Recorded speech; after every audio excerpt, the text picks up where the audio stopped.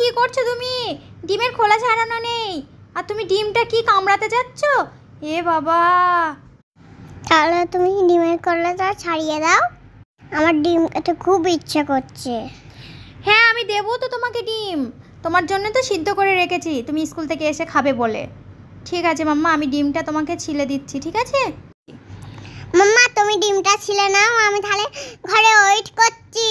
ঠিক আছে মাম্মা, আমি তাহলে ডিমটা ছিলে নিচ্ছি, তুমি ঘরে ওয়েট করো, আমি এক্ষুনি তোমার জন্য ডিম নিয়ে আসছি। এবার মাম্মাকে দিয়ে দিলাম ডিমটা, অ্যাপেলটা। এবার মাম্মা খাবে। মাম্মা খেয়ে নাও। ঠিক আছে, আস্তে খাবে, ঠিক আছে মাম্মা, যাতে গলায় না বেঁধে যায়, আস্তে আস্তে খাবে।